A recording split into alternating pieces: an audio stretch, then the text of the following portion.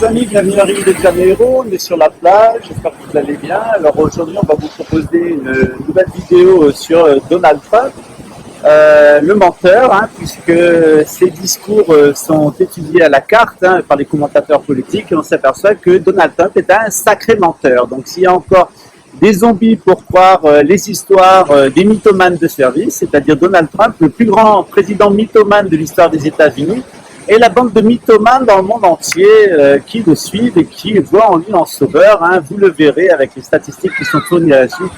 Donald Trump est un sacré menteur et je dois dire qu'au Brésil, on a aussi ce qu'il faut de ce côté-là, puisque la mafia politique, Illuminati, est à peu près partout la même. Voilà. Eh bien, écoutez, les enfants libérés, on vous en promet une nouvelle journée, sauf qu'ils n'arrivent jamais. Les pédophiles arrestés, on vous en promet une nouvelle journée, sauf qu'ils n'arrivent jamais. C'est comme le redressement économique aux États-Unis, c'est comme tout ce qu'a promis Donald Trump, qui ne s'est jamais passé, parce que Donald Trump a fait surtout une seule chose aux États-Unis en tant que président, c'est de s'enrichir lui-même. Il faut prendre pour des cons, et c'est-à-dire que vous prendre pour des cons plus que vous êtes des cons, c'est quand même un sacré exploit qu'a réalisé Donald Trump et toute la colonie de zombies, de crétins et d'idiots de village qui croient encore que la solution viendra de la politique et qu'un milliardaire complètement pourri, pur produit du MK Ultra, qui fait des déclarations à la carte qui ne sont jamais suivies des faits, puisse être le sauveur de qui que ce soit. Je pense que quand on en est à un point où on pense que Donald Trump va vous sauver, c'est que véritablement, il est temps de consulter un bon psychiatre. Mais je crois que pour la plupart des personnes, ça sera maintenant la vaccination, la micropuce et puis la transformation en sachet de protéines, parce que franchement, il y a des moments où je me demande s'ils en vaut vraiment la peine. Quand on ne veut pas être sauvé, on se trouve un peu sauveur. C'était Pascal Truffaut depuis Rio de Janeiro. Je vous laisse un peu voir le paysage et puis on va en profiter pour prendre un petit bain dans cet hiver carioca qui commence maintenant. Ciao!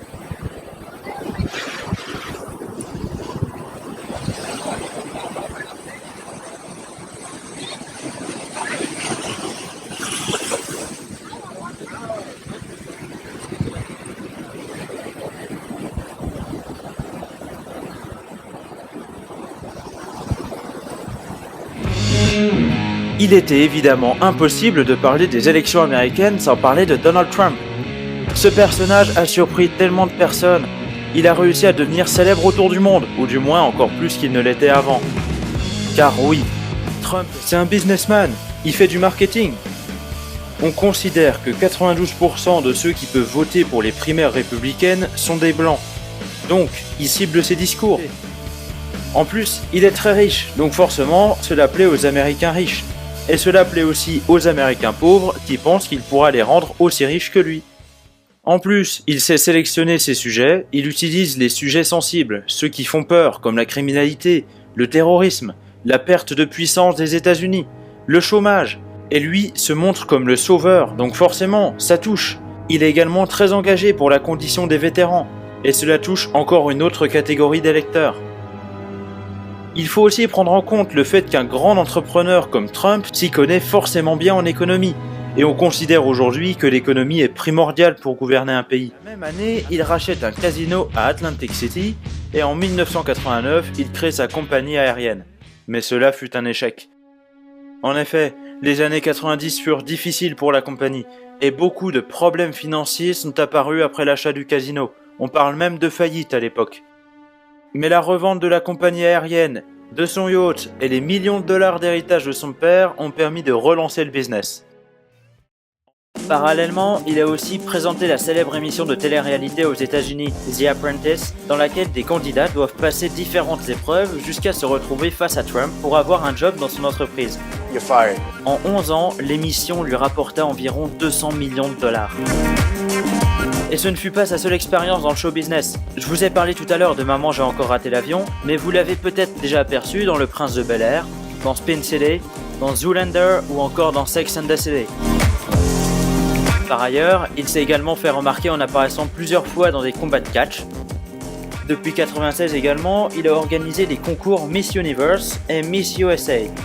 Il a aussi écrit une quinzaine de livres, il a créé une agence de mannequins, une agence de prêt immobilier, des restaurants, des vignes. Il a créé sa marque de parfum, sa ligne de vêtements, qui sont fabriqués en Chine d'ailleurs, mais vous comprendrez pourquoi je dis ça tout à l'heure.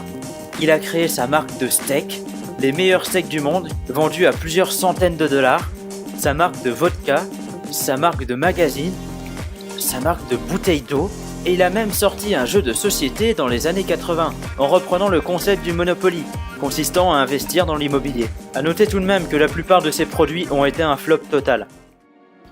De plus, il ne faut pas oublier qu'il vient aussi du show business, il arrive donc très bien à maîtriser son image, et a beaucoup de charisme dans sa manière de parler et de répondre.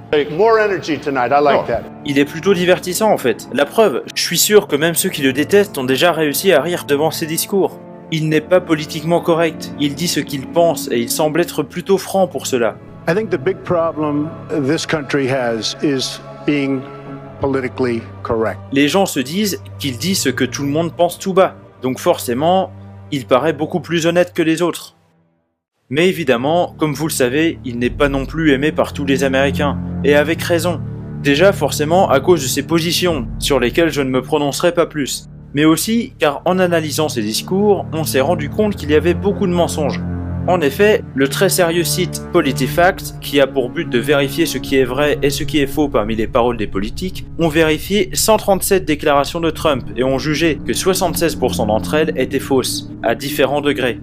De plus, comme je l'ai déjà mentionné, il ne dit jamais la même chose et donne des avis complètement opposés à ce qu'il a déjà pensé par le passé.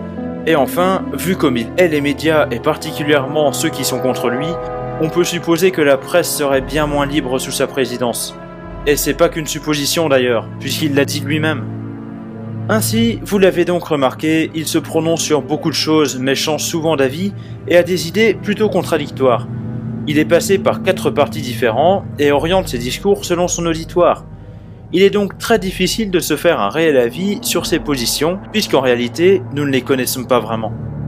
Personne ne sait s'il joue un rôle pour plaire aux républicains ou s'il s'agit de ses réelles convictions. En tout cas, ce qui est sûr, c'est qu'il fait parler de lui.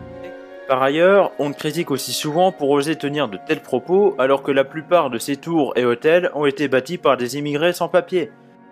Du point de vue de l'immigration toujours, il a également pu profiter des derniers attentats pour cibler la population musulmane. Il voudrait donc temporairement bannir les musulmans d'entrer dans le pays, qu'il s'agisse d'immigrants ou de touristes. Le problème de l'islam radical fut également un argument pour fermer Internet, du moins dans certaines zones du pays, pour que Daesh ne puisse pas recruter en ligne.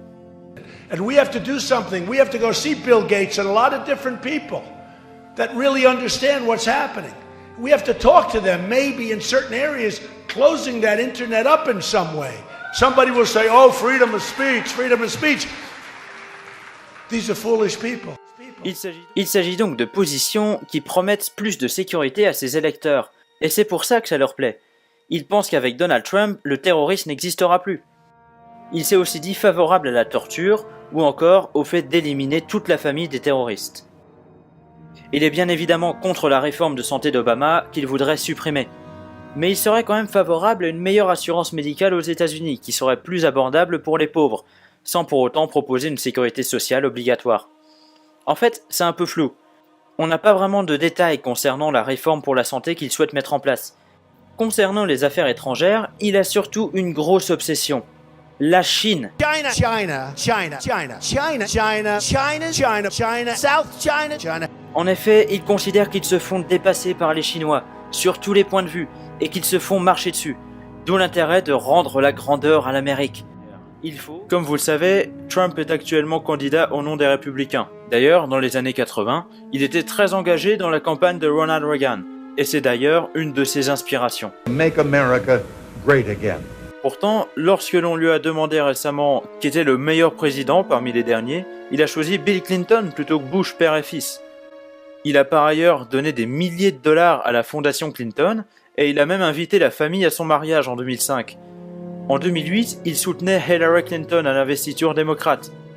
Il a par ailleurs donné des milliers de dollars à la fondation Clinton, et il a même invité la famille à son mariage en 2005. En 2008, il soutenait Hillary Clinton à l'investiture démocrate. Il a par ailleurs donné des milliers de dollars à la fondation Clinton, et il a même invité la famille à son mariage en 2005.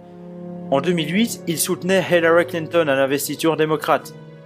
Il a par ailleurs donné des milliers de dollars à la fondation Clinton et il a même invité la famille à son mariage en 2005. En 2008, il soutenait Hillary Clinton à l'investiture démocrate.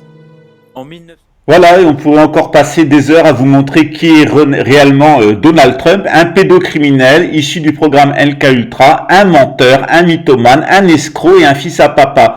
Vous êtes abonné sur les chaînes de Silvano Trotta, de Jim Leveilleur, vous suivez Stéphane Blé, Alain Soral, sachez que toutes ces personnes soutiennent officiellement, devant plus de 150 000 personnes et même plusieurs millions lorsqu'on considère Alain Soral, un pédocriminel notoire, Illuminati et membre de l'élite. Bravo les donneurs d'alerte, bande de zombies. Mémoire de poisson rouge, illettré, inculte, le conspi pour la conspiracon, pour les cons.